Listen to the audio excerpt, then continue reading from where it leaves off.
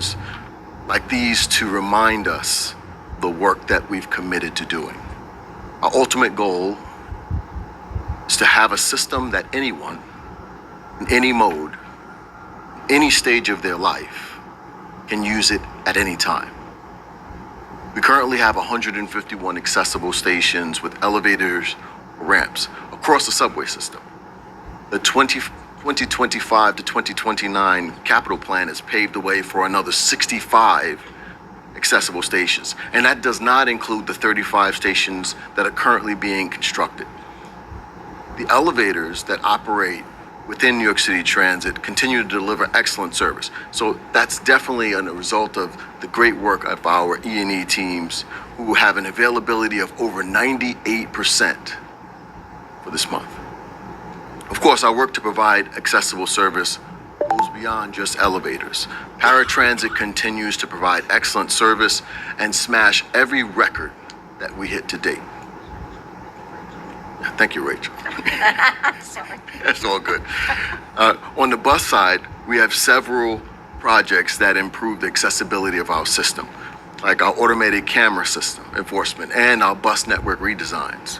We know we have much more work to do to reach our goal of a universally accessible system, but I'm happy to take a moment during Accessibility Pride Month and reflect on the progress that we've made to date. At this day, as you heard before, July is Disability Pride Month, although here at the MTA we are always focused on accessibility because we understand that accessibility truly is universal. We see that in our investment for a new fare array, which I'm so excited Demetrius and the team we are going to deliver 20 stations this year, 20 stations next year. That project was an accessibility project initially. Rachel and the rest of my team, working with safety, introduced it here at the MTA to enhance access into our systems.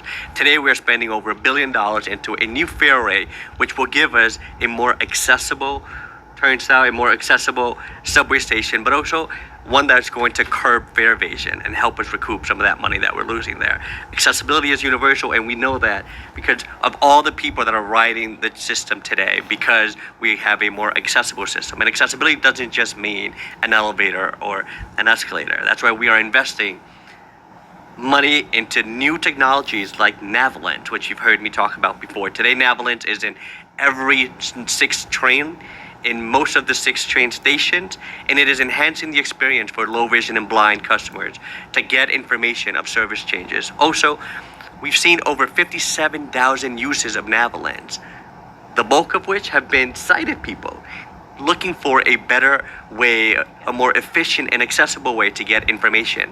Information has been translated in over 40 languages in our system of those people using Navolent. We've also seen Convo Access, our new app that's been helping people who communicate via ASL have communications with their customers. Over 250 engagements have happened through Convo. Those are 250 conversations that would not have happened at the MTA because of a lack of ASL communication. We are now providing that. I am proud to announce that we have now received a grant from the federal government that will allow us over $1 million that will allow us to install tactile guideways throughout the systems. I heard a public speaker at the Railroads Committee talk about the lack of access for low vision and blind people. Not only are most of our railroad stations accessible with tactile guideways, effective communication, but we're going to see tactile guideways expand beyond the domes at the edge of the platforms because of this grant, and I'm so looking forward to that.